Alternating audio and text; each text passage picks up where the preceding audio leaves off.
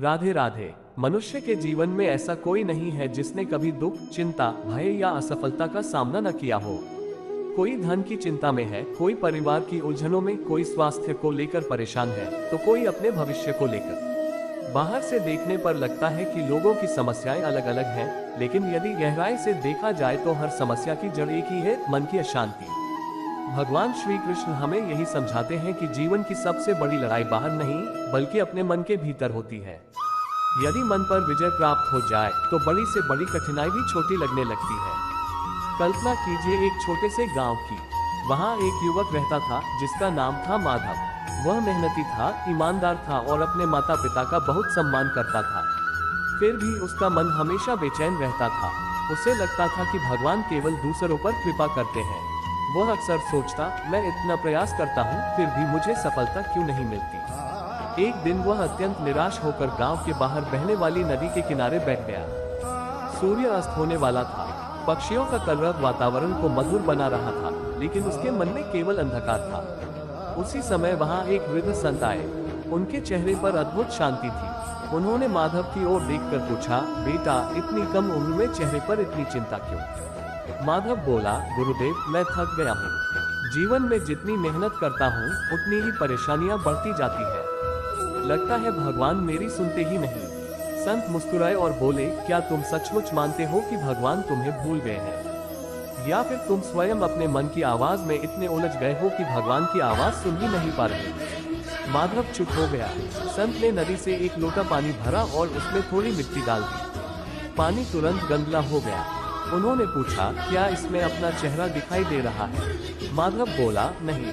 संत ने लोटा कुछ देर तक बिना हिलाए रखा। थोड़ी देर बाद मिट्टी नीचे बैठ गई और पानी बिल्कुल साफ हो गया। संत बोले, अब देखो। माधव ने देखा कि उसका चेहरा साफ दिखाई दे रहा था। संत ने कहा, बेटा, यही तुम्हारा मन है।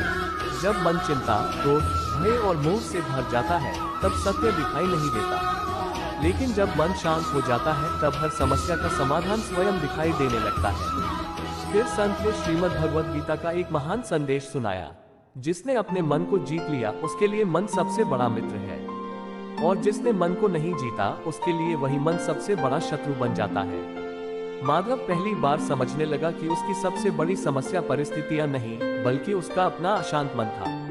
संत आगे बोले, तुम अपने जीवन की तुलना दूसरों से करते हो, इसी कारण तुम्हें लगता है कि तुम्हारे पास कम है, लेकिन जिसने तुलना छोड़कर कृतज्ञता अपनाई उसके जीवन में शांति आ जाती है। उस दिन से माधव ने एक छोटा सा नियम बनाया। वह सुबह उठकर सबसे पहले भगवान को धन्यवाद देता और कहता, हे प्रभु, आज जो भी होगा मैं उसे धैर्य और विश्वास के साथ स्वीकार करूंगा। धीरे धीरे उसका स्वभाव बदलने लगा। समस्याएं पहले जैसी ही थीं, लेकिन उन्हें देखने का उसका दृष्टिकोण बदल गया। जहां पहले वह घबरा जाता था, अब शांत रहकर समाधान खोजने लगा।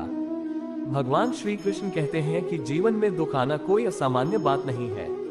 असली प्रश्न यह है कि हम उन दुखों का सामना किस मन से करते हैं। यदि मन भय से भरा है तो छोटी सी कठिनाई भी पहाड़ बन जाती है, लेकिन यदि मन विश्वास से भरा है तो बड़ी से बड़ी परीक्षा भी हमें मजबूत बना देती है। याद रखिए, संसार की कोई भी परिस्थिति स्थायी नहीं होती।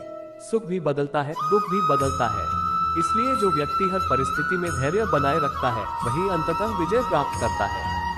जीवन की पहली शिक्षा यही है, समस्या से पहले अपने मन को संभालिए, क्योंकि शांत मन ही सही निर्णय ले सकता है। क्रोधित मन केवल गलतियां करता है। जब भी जीवन में कठिन समय आए, स्वयं से 3 प्रश्न पूछिए। क्या ये समस्या हमेशा रहने वाली है? क्या मैं घबराकर इसे हल कर सकता हूँ? क्या भगवान ने मुझे इससे लड़ने की शक्ति नहीं दी? इन 3 प्रश्नों का उत्तर आपको भीतर से नई शक्ति देगा। श्री कृष्ण का संदेश है, अपने कर्तव्य पर ध्यान दो, परिणाम की चिंता छोड़ दो। चिंता शक्ति को कम करती है, जबकि विश्वास शक्ति को कई गुना बढ़ा देता है। इसलिए आज से एक संकल्प ले, हम परिस्थितियों के नहीं, अपने विचारों के मालिक बनेंगे। हम शिकायत कम करेंगे और प्रयास अधिक करेंगे। हम भय नहीं, विश्वास को चुनेंगे, क्योंकि जिस मन में भगवान का स्मरण और अच्छे विचार बस जाते हैं, वहां निराशा अधिक देर तक टिक नहीं सकती।